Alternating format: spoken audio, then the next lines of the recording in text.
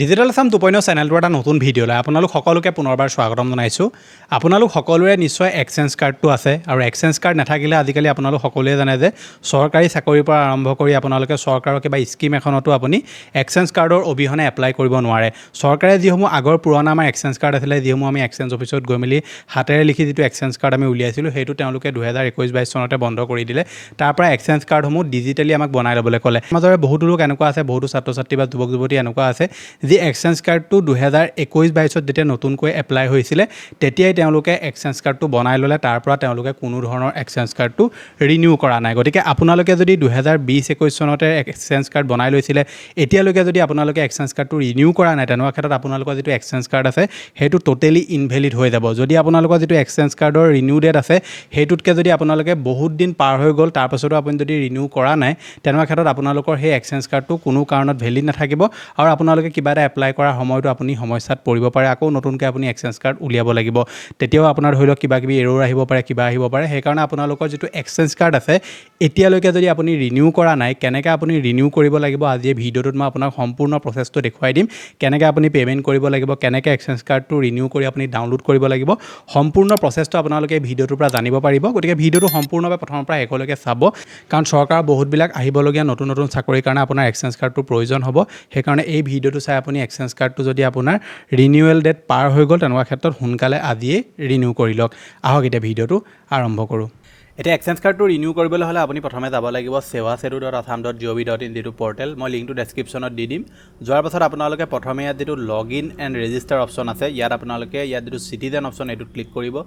Click কৰাৰ পাছত আপোনালোকৰ যিটো ইউজাৰ নেম বা মোবাইল নম্বৰ দি যেনেকৈ আপুনি আগতে ID ক্ৰিয়েট কৰিছিলে, আপুনি IDটো ক্ৰিয়েট কৰি ল'ব। যদি আপুনি এতিয়ালৈকে ID ক্ৰিয়েট কৰা নাই ইয়াত, তেনেহ'লে আপোনালোকে ID ক্ৰিয়েট কৰিব লাগিব। যদি ID ক্ৰিয়েট কৰি থোৱা আছে, তেনেকুৱা ক্ষেত্ৰত আপোনালোকে মোবাইল নম্বৰ, আধাৰ, পেন বা ইউজাৰ নেম যেনেকৈ আপোনালোকে ইয়াত লগ ইন কৰিব বিচাৰে লগ ইন কৰি ল'ব। যদি বোলে আপোনাৰ ধৰি লওক IDটো মনত আছে, পাছৱৰ্ডটো মনত নাই, তেনেকুৱা ক্ষেত্ৰত ফৰগট পাছৱৰ্ড কৰিও আপোনালোকে IDটো আকৌ ধুনীয়াকৈ আপুনি ল'ব পাৰিব। এতিয়া মই মোবাইল নম্বৰ দি যিহেতু IDটো লগ ইন কৰিম, সেইকাৰণে মই মোবাইল নম্বৰটো ইয়াত দি ল'ম আৰু মোবাইল নম্বৰটো দি পাছৱৰ্ডটো দি মই আই কনষ্টেণ্ট টু মেৰি ফেশ্বন অপশ্যনত ক্লিক কৰি চাইন ইন অপশ্যনটোত ক্লিক কৰি দিয়াৰ পাছত আপোনালোকৰ সন্মুখত এই পেজটো ওলাব। আপুনি চিম্পলি যিটো হোম অপশ্যন আছে এইটোত ক্লিক কৰিব।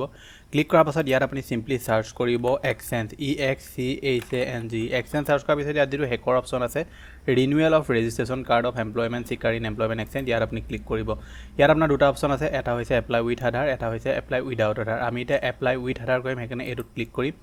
ক্লিক কৰাৰ পাছত আপোনালোকৰ যিটো ৰেজিষ্ট্ৰেশ্যন নম্বৰ আছিলে সেইটো আপুনি ইয়াত এণ্টাৰ কৰিব লাগিব। ৰেজিষ্ট্ৰেশ্যন নম্বৰটো চিম্পলি আপুনি এক্সচেঞ্জ কাৰ্ডৰ পৰা কপি কৰিব, কপি কৰি আনি ইয়াত পেষ্ট কৰি দিব। চাব ইয়াত আপোনালোকৰ যিটো প্ৰথমে আপুনি এক্সচেঞ্জ কাৰ্ডৰ নম্বৰটো যেতিয়া ইয়াত দিব, মানে ৰেজিষ্ট্ৰেশ্যন নম্বৰটো, ইয়াৰ আগত যাতে আপোনাৰ স্পেচ নাথাকে। যদি আগত কেনেবাকৈ স্পেচ থাকে তেতিয়া কি হ'ব, এইটো এৰ'ৰ আহিব পাৰে। সেইকাৰণে আপুনি এইটো মনত ৰাখিব।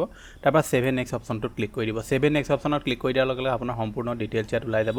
চিম্পলি আপুনি ফাইনেল ছাবমিট অপশ্যনটোত ক্লিক কৰি দিব।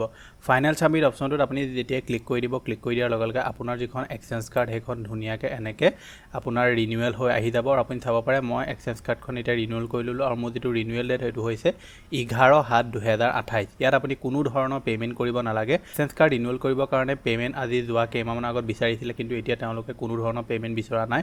আপুনি চিম্পলি অতি সহজতে ফ্ৰীতে এক্সচেঞ্জ কাৰ্ডটো আপোনাৰ ৰিনিউৱেল কৰি ল'বহি পাৰিব। আৰু আপোনালোকে এইটো PDF আকাৰে যদি আপোনালোকে ডাউনলোড কৰিব বিচাৰে, তেনেহ'লে তললৈ স্ক্ৰল কৰিব। চিম্পলি ইয়াত যিটো ডাউনলোড চাৰ্টিফিকেট অপশ্যন আছে, ইয়াত আপুনি ক্লিক কৰিব। ডাউনলোড চাৰ্টিফিকেট অপশ্যনত ক্লিক কৰি দিয়াৰ লগে লগে আপোনাৰ এক্সচেঞ্জ কাৰ্ডটো এনেকৈ সন্মুখত ওলাই যাব। মই এইখিনি এতিয়া প্ৰাইভেচিৰ কাৰণে আপোনাক ব্লাৰ কৰি দেখুৱাইছোঁ। চিম্পলি আপোনালোকে এই যিটো PDF আছে এইটো আপুনি ছেভ কৰি ল'ব আৰু ছেভ কৰি আপোনালোকে এইটো প্ৰিণ্ট আউট কৰি ল'ব, যাতে আপোনালোকৰ PDFটো ক'তো হেৰাই নাযায়। কাৰণ PDF হেৰাই গ'লে কি হয়, বহুত প্ৰব্লেম হয় আকৌ আহি ডাউনলোড কৰিবৰ কাৰণে। গতিকে আপুনি PDFটো প্ৰিণ্ট আউট কৰি ৰাখিব, নহবা আপোনালোকে ক'ৰবাত ছেভ এণ্ড চিকিউৰ কৰি ৰাখিব, যাতে ডিলিট হোৱাৰ কোনো ধৰণৰ চান্স নাথাকে। গতিকে এইটো আছিলে যে আপোনালোক দিবলগীয়া ইনফৰ্মেশ্যন। আশা কৰিছোঁ আপোনালোকে ভিডিঅ'টো চাই এতিয়া জানিব পাৰিলে যে এক্সচেঞ্জ কাৰ্ডটো কেনেকৈ আপুনি ৰিনিউ কৰিব লাগে। অতি সহজতে আপোনালোকে নিজৰ মোবাইলত বা কম্পিউটাৰ লেপটপতো আপুনি কৰি ল'ব পাৰে। এইটো কৰিবলৈ কাৰণে যদি আপুনি কম্পিউটাৰ দোকানত যায়, তেনেকুৱা ক্ষেত্ৰত আপোনালোকে ধৰি লওক 20-30 টকা এক্সট্ৰা ভৰিব লাগিব, বা কিছুমানে আপোনাক 20 টকাটো কৰি দিব, কিছুমানে 50 টকা পৰ্যন্ত লৈ ল'ব।